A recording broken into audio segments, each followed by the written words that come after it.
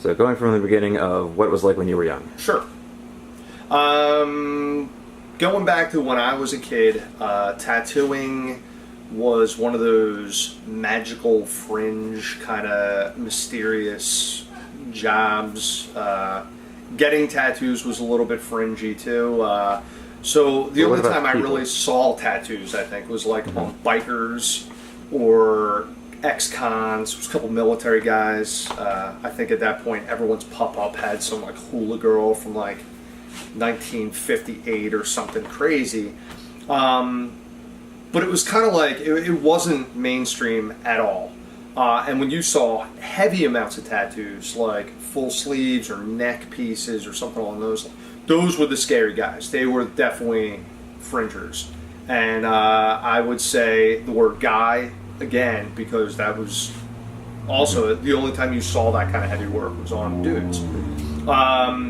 And now it's kind of so mainstream that it's almost kind of like started to reverse itself. Like, there's a lot of people I know who are like, probably the most individualistic people I know have zero tattoos.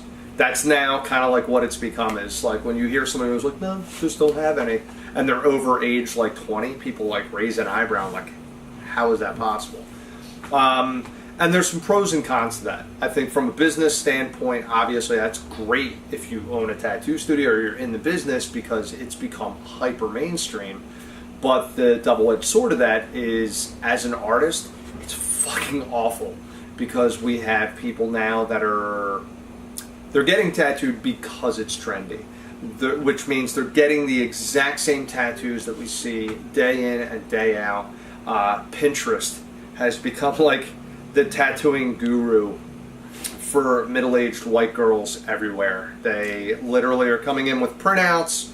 And they want not just something similar to that, they want the exact tattoo that Rihanna has or the exact tattoo that Lady Gaga has, and they want it in the exact same spot and they want it done in the exact same style. So there's these really broad trends that I could almost tell you what year a certain tattoo was done because of how popular it was. Like years ago there was like the year of the hibiscus. And I swear to God, every single girl between ages 20 and 25, if they were getting tattooed, there was like a 70% chance that it was going to be a hibiscus flower, which, is funny to us because it comes off as things like, I want the surfer flower. I don't really know. Which, I guess that's the other part that's upsetting is when people come in with an idea that they have done zero research on. Mm-hmm. Like if I know more about the tattoo that you want to get than you do, maybe don't fucking get that tattoo. Maybe do a little bit of research or a little bit of homework on it so that you're able to kind of like, I don't know, say something about you personally. So I guess as a tattoo artist, it's also kind of mind-blowing when people come in and they go, I want a sleeve. And you say, all right, cool, what are you thinking of? Like, do you have a theme? And they're just like from here to here? Like, I just want to... Okay, cool. Well, like, do you have a theme like Greek gods or or like Irish iconography, and you just see a light bulb kind of, and they're like, yeah, I'm Irish. Okay, like, well, okay, I guess I was just taking a wild stab, but like, what are you thinking? Well, a fighting Irish guy, and an Irish flag, and a shamrock, maybe some Celtic knotwork. And the more you kind of start pulling out, you realize they have zero idea. They've done no research. They don't really know anything about their own heritage or their culture or what they want and they want the same shit that everyone else has. And the crazy part is when they're like, well, what do you think would be cool? And personally, I say something like, well, all right, if you're Irish Catholic, maybe something like St. Patrick with like a shillelagh and like a wave of snakes, like, he's literally driving the snakes out of Ireland, something like that might be fucking cool and original. I haven't personally seen that yet done in a tattoo. Mm-hmm. And they start pulling away because they haven't seen it before. And there's that weird counterintuitive logic, like, well, that's what you're supposed to want. I guess a tattoo is supposed to be original. It's supposed to be something that says something about you. Not about Rihanna or about Lady Gaga or whatever the fuck reason they got a watercolor brush stroked feather on their arm that says the word breathe and turns into an infinity sign, which, by the way, that tattoo exists. That's been done a million fucking times. But that's kind of what I mean, is like, personally, if I went to a bar and I bumped into somebody who had the exact same tattoo I did, I would have to cut it off. I would literally have to go home and find a belt sander and take it the fuck off. Because, like, why would I want something that personal and permanent that's the exact same thing as somebody else?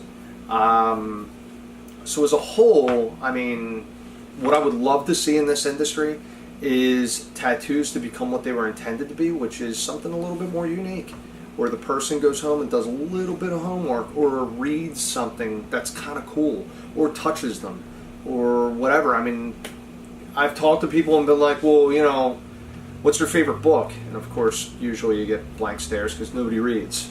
But if you read something from Shel Silverstein when you were like 12 years old, and it hit you here, and you took it with you, and in the back of your head it's always kind of like helped guide you, fucking awesome tattoo. Fuck what everyone else thinks, or what, you know, how you don't think that would work as a great tattoo. Like, pitch that to us. That's our job. We come up with the imagery. That's what we're supposed to do. The client is the one that's supposed to provide the ideas. And by doing that, good way to avoid, you know, I guess the same ideas is stop looking on Pinterest, because those are tattoos that are already done, that already exist on somebody else, that we kind of don't want to have to do over again or steal, because it's the other part. It feels a little bit like prostitution when somebody comes in and says, you know, this is what I want, this is how I want it, the whole lot. I mean, from a business perspective, that's a difficult sell, because yeah, of course, I'm here, I'm supposed to be making money.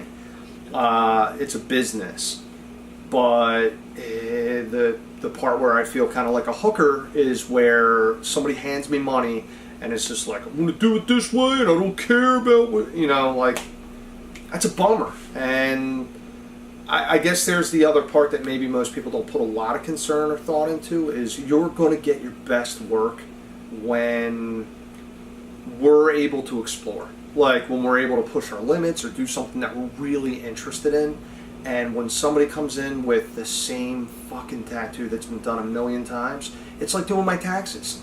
I mean, I could totally do it, but it's boring as shit, and there's no life in it. There, you know, it feels stale and tired, and repetitive. And our job isn't to call you an unoriginal asshole, but there's a lot of tattoo artists out there are biting their lip and trying not to say it. They're going to take your money, and they're probably going to do it. And unfortunately, I think those are also the tattoos that are regrettable.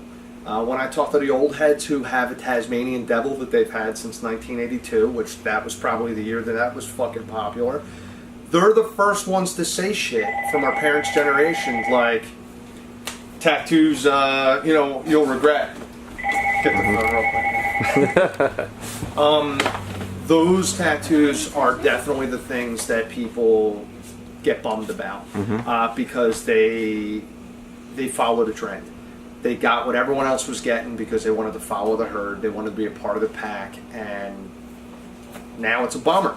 They didn't get something that said something deep about them. And I mean, if you get something that represents your kids, you're probably not going to regret it if you put some thought into it. You know, if your little boy is into, you know, this goofy little cartoon caterpillar, and that is one of your fondest memories of, like, while they're growing up and all that stuff, do that. Do that fucking thing. Who gives a shit? Like, the first person that's like, oh, that's a dumb idea, tell that person to fuck off, and they're probably an unoriginal asshole too. So buck the herd a little bit, you know, try to figure out what you want as an idea. Don't think about the art part. That's our idea. You just come up with the original aspects. Any decent artist is going to be able to convert that into something usable. And I guess that's my 2 cents on coming up with ideas for tattoos. So thanks for tuning in. Hopefully we'll see you soon. All right. And